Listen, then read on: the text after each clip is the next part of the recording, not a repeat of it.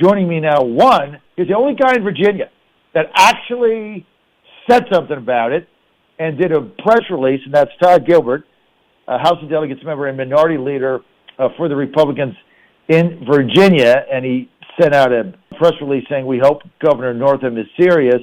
Other than that, I haven't heard a peep from anybody. It's like we have surrendered as Republicans in Virginia. It's sick and sad, and he's with us now, House Republican leader Todd Gilbert. Mr. Leader, good to have you with us, sir. Good morning, John. I hope things are well on the Delta. They're well in the Delta. I was very disappointed with the governor's decision yesterday. We had no data on it. I mean, you understand small business owners. You've got them in your district.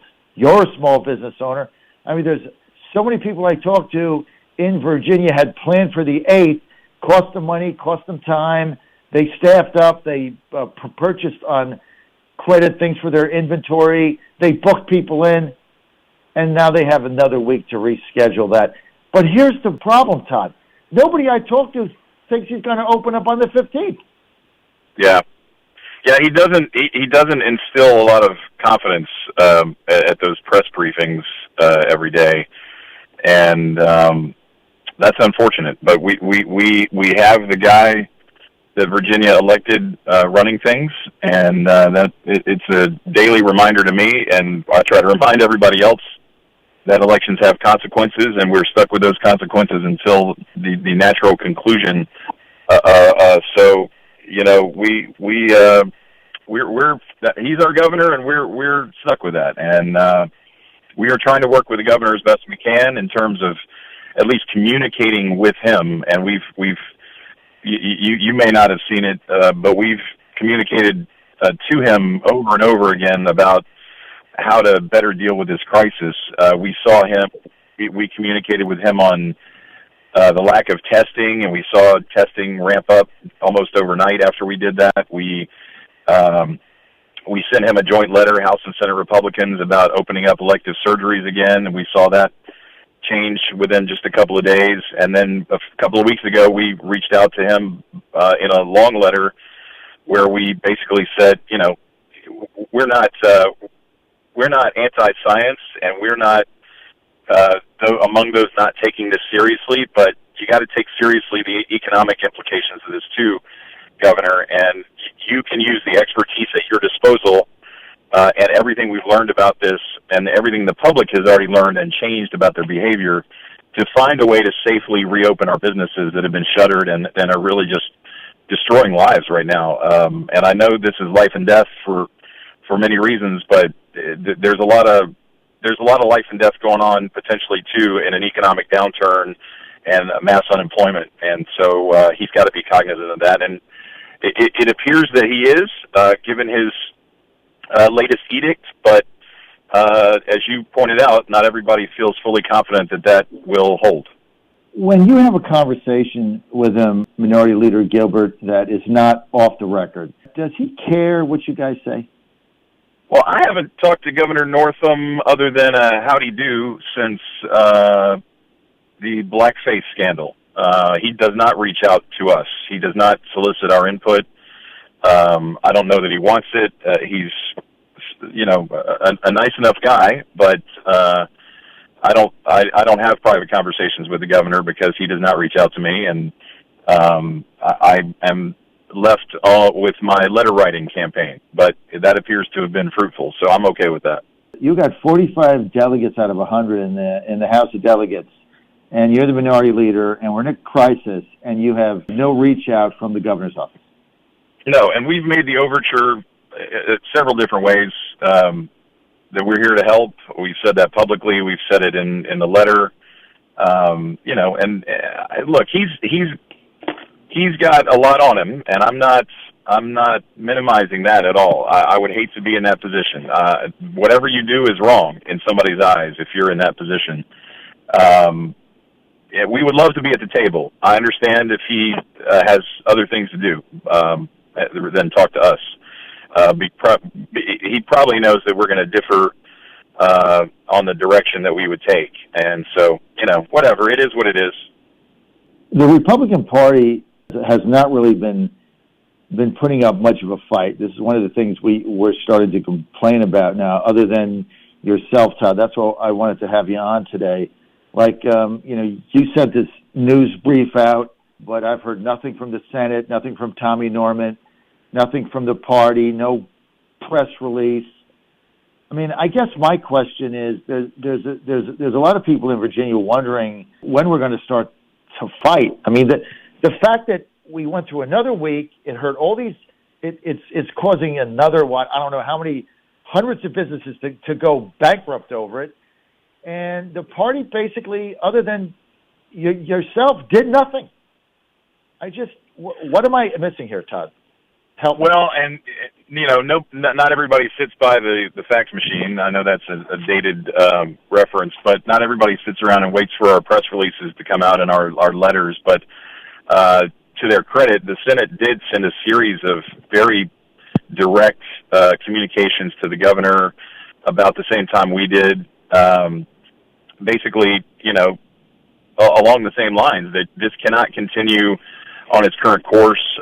They were very aggressive, and I see RPV, Republican Party of Virginia, is hard at it on Twitter and Facebook and whatnot. So they're not letting him up. It's just most of us are stuck with the fact that we have the filter of the media to deal with, and we could all run around Capitol Square shrieking with a bullhorn, but trying to punch through the filters to be heard is sometimes difficult. And frankly, the media is a lot more receptive than they normally are to some of our messaging, and so we're going to keep at it. And our latest, John, is that this whole notion that Virginia is a one-size-fits-all is just ridiculous. And the governor said yesterday he's not going to consider a regional opening, even though parts of Virginia, rural parts of Virginia are in much different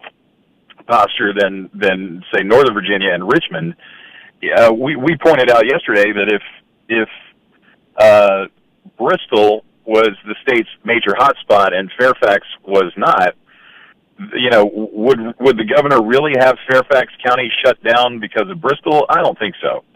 So, but the opposite appears to be true, that Bristol can't reopen until Fairfax gets straight. And so we just are going to appeal to the governor again that, with the time, the resources, the statistics that he has at his disposal, he can take a more thoughtful look at Virginia as a whole and break it up into places that could get back to work and people could get back to their livelihoods and get their businesses open before it's too late.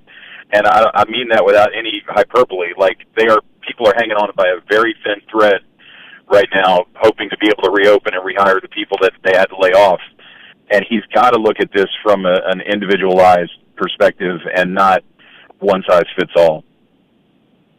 Well, with House Republican leader Todd Gilbert from Shenandoah Valley, House of Delegates member, he's also the leader of the Republican caucus in the House. Todd, one thing the governor said yesterday, he said he's not going to regionalize the opening because of the potential for division. And in your press release, you were like, really? Like, we're already pretty divided, yeah. and you put your final. I just want to read your final line, which I thought was really good, if you don't mind. You said, sure. The potential for division for governor mentioned is already a reality as citizens across Virginia watch their livelihoods wither. Great line. Yep. Explain that. Well, I mean, just as I was just saying, I mean, people who are in business, who employ others, who, even though they are business owners, live paycheck to paycheck and require being in business for a full month so they can make the next month's rent on their store or their shop. They are watching their livelihoods, their children's future, their ability to put food on the table wither on the vine, and they can't wait much longer to get it going again, or that business is going to cease to exist. The people it employs are going to cease to have that opportunity. We may already be there for a number of businesses, but he's got to see that. And I know he comes at it from a doctor's perspective, and I certainly appreciate that his heart is in the right place, and I think he's starting to get it, but I don't know that he's getting it fast enough, especially with parts of Virginia that are being, beholden to other parts.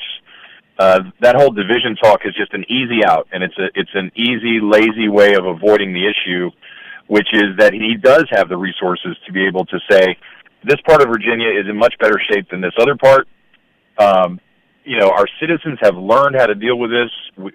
People, I go to the store. I went to the grocery store the other day to get provisions, and everybody in there was wearing masks and distancing, and it was something to behold. In a rural area where people are very set in their ways, people have learned how to deal with this, and he's got to know that the public is smart enough.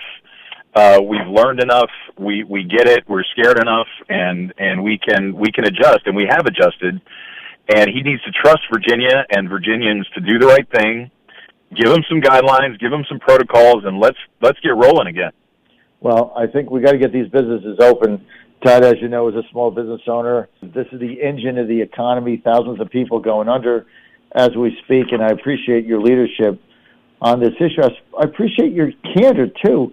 Todd, I mean, elections have consequences, right? I mean, we lost, we lost 25 seats or so. I lost count in the last two elections, and now we're dealing with this. Elections have consequences. Hey, I know you got to take off, but just give us a little insight. And I know it's a long way off, but is there a pathway here for Republicans to get this House majority back? There's no question, and it depends on factors outside of our control in large part. But this past session, we saw something really remarkable happen, where a few House Democrats voted to approve a constitutional amendment ballot question, which will allow for nonpartisan redistricting going forward. And, that type of scenario really leaves open any number of possibilities. And we certainly don't know what the future holds, but Virginia has to reshuffle the deck here in a few years, or in a year, and with our census and our redistricting and the drawing of new maps. So it's very possible that if we play our cards right, which has not been something we have always done, we could position ourselves to be back in charge of the House. And I know that's going to involve a lot of work. It's going to involve a lot of fundraising. I'm committed to doing that for our candidates. But we've got to have all hands on deck, and it's not going to happen without the kind of energy on the Republican side that we've seen in the last few years on the Democrat side, and energy plus the money they've had, just more money than they knew what to do with, really gave them a huge advantage. And so we've got to get back in the game. Everybody's got to get registered, get their neighbors registered, and vote and be involved. And if anybody saw what went on this past session, is not angry and scared of what Virginia is becoming, and if that's not enough of a motivator for them to get out and do what it will take to change these House districts back, I have no other motivation to offer them. If they didn't see it and hear it and read about it, and if they weren't making plans on what they were going to do with their firearms that were going to make them felons, for instance, then I don't know what to tell them, because the agenda has been laid bare for all to see, and if they're not paying attention, I don't know what else we can do to make people care.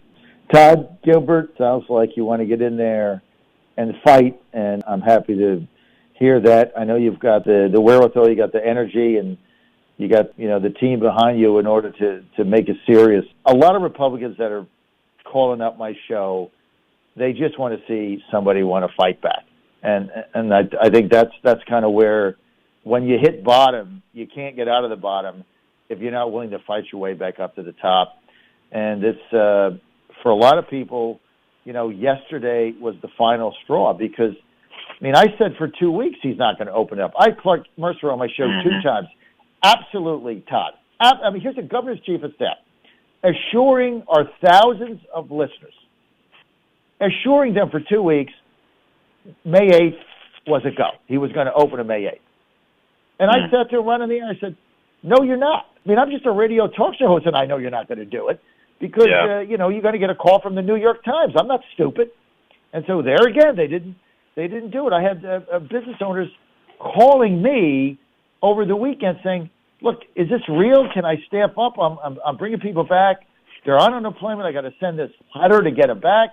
I don't want to hurt them. Should I do this? Who the hell knows with this guy? No one knows. Yeah, it's a catastrophe. And John, if he pushes it again, I got to tell you, I can foresee Virginians just en masse throwing up their hands and just getting back to work on their own because the compliance is going to really stop if this drags on too much longer. And Virginians have been great so far. They've been patient. They have made sacrifices. But again, we've all learned how to deal with this in our own way, appropriately, staying away from people, trying to stay home, wearing a mask, the whole thing. And he's got to trust Virginians this time. And I do hope that he is serious about this new timetable. Well, now we have to live. We might have to live with this for a while, but I agree with you. I really think you're onto something, Todd Gilbert. I think if this thing goes beyond the 15th, a lot of Virginians are going to start just taking matters in their own hands. I think you're right, and people are going to go out and open up. But on the other hand, that one guy in Maine that had a lobster store, a shop, and got frustrated and defied the order and opened it up, and they shut him down, took his business license away, took his liquor license away, and ended his livelihood. So government has power. And so, people also saw that. And the governor of Maine said, okay, well, you're out of business and your family's going to be eating out of a trash can for all I care. You cannot defy me. I'm an all-powerful politician. So I'm not sure that Maine is like Virginia, Todd, but it's a serious thing. But look, I want to thank you for your time. I want to thank you for the press release you sent out yesterday, and thanks for fighting back. And I want to thank House Republican leader Todd Gilbert, House member from Shenandoah Valley. Todd, thanks for being with us, sir. Thanks, John. We'll keep following your travels. Stay safe.